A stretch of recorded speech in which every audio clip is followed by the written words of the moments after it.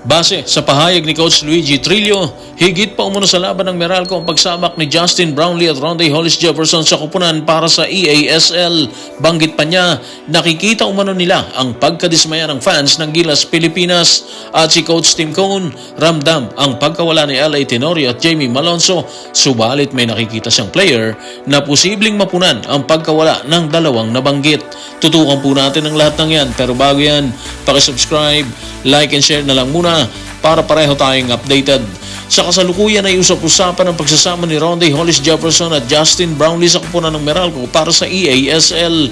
Sa panayam ng media, binigyang diin ni Coach Luigi Trillo ang pagkadismaya ng fans ng Gilas Pilipinas sa mga oras na natatalo ang pambansang kupunan, kasabay ng pag-amin na kayang makipagsabayan ng Pilipinas or Meralco sa mga kupunan sa Asia. Tutukan po natin si Coach Luigi sa report ni Olman Leyva ng Philstar. Higit pa to sa Meralco o sa amin. Masaya kami na pinayagan si Justin, pinayagan si Ronde dahil kailangan din nating alagaan ng mga fans eh. Nakikita natin ang frustration ng fans sa Gilas at sa EASL kapag hindi tayo nananalo.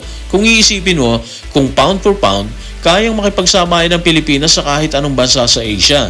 Ang problema, pinapayagan ng mga ball club ang 4 na imports, kaya kailangan nating umangkop at mag-adjust doon. Siguro unahin natin mga ka-playoffs yung pagkadismaya ng fans ng Gilas kapag natatalo, di ba?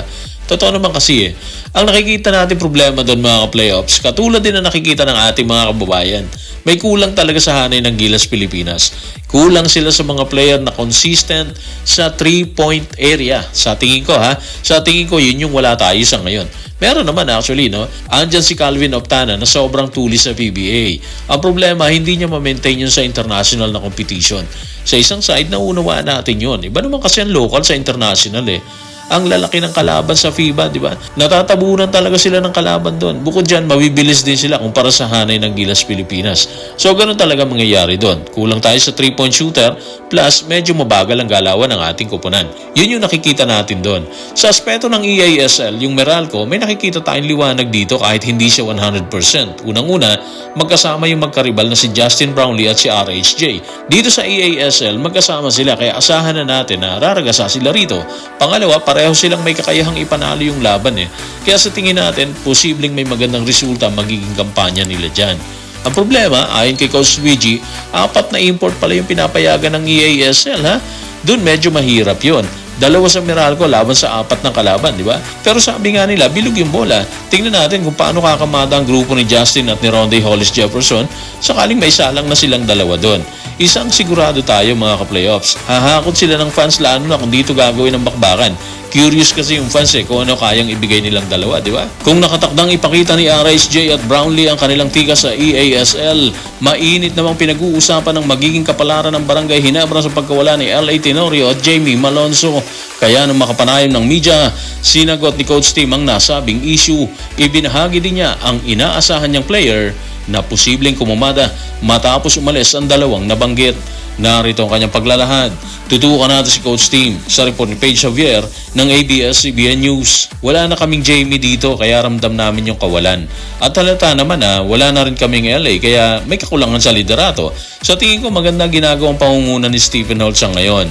Pero ito yung mga bagay na kailangan naming mapagtagumpayan talaga. So walang LA, walang Jamie. Malaking kawalan naman talaga yung 2, di ba? Pero yun yung reality eh. Kaya kailangan nila ngayon ng player na kayang punan ng pagkawala ng 2. Kung tutusin naman, hindi na ganun kabigat ang ginagawa ni LA nung time na naandito pa siya sa Barangay Ginebra, di ba? Pero hindi natin pwedeng isang tabi yung mga bagay na kaya niyang gawin habang nasa bench lang siya. Yung maging katuwang ni Coach Tim sa oras na medyo binabagyo sila ng puntos at depensa ng kalaban, di ba? Ganon din naman si Jamie Malonzo. Kung titingnan mong mabuti, matagal na siyang nawala sa Ginebra dahil sa injury. Ibig sabihin, medyo sanay na ang Barangay Ginebra sa ganung aspeto. At para kay Coach Tim ko, nakikita naman niya ang ginagawa ngayon ni Stephen Holt. May bagong pag-asa, di ba? May kaya mag-step up sa pagkawala ng ilang players. Sa mga tweet, may nakikita si Coach Tim na aasahan dito. Mabigat din naman kasi yung ginagawa ni Stephen Holt sa Ginebra, di ba? Pwede siyang scorer at pwede rin siyang dumipensa. Yun yung maganda doon. Plus, syempre merong plus ha. Andyan si Jeremiah Gray play na ayon kay Scottie Thompson nakikita niya mag-step up. Inaasahan daw nila nakakamada si Maya kasabay ng panalangin na maging maayos sana yung kalusugan niya. Kasi alam naman natin na prone talaga si Maya sa injury, di ba? Sa dulo ng pahayag ni Scottie mga playoff, sinabi niya na kailangan talaga magtulong-tulong ang tropa dahil para sa kanya, hindi raw kaya ng isang tao lang ang ginagawa ni Malonzo sa Barangay Ginebra. Sa isang side, medyo mahirap nga, di ba? Pero meron naman silang Sonny Steele at Norbert Torres. Ibig sabihin kahit paano, may huhugutin sila sa bench in case na kapusin talaga ang grupo sa dulo ng laban, di ba? Pero siyempre, depende lahat ng yan sa estilong gagamitin ni Coach Tim Cone. Kung gagamit ba siya ng mas maraming players ngayon kumpara nung dati na 7 to 9 players lang yung ginagamit niya malimit. So tingnan na lang natin siguro. Bukod dyan, problema rin si Japet Aguilar. So masakit talaga ang ulo ni Coach Tim Cone sa kasalukuyan. So guys, maraming salamat.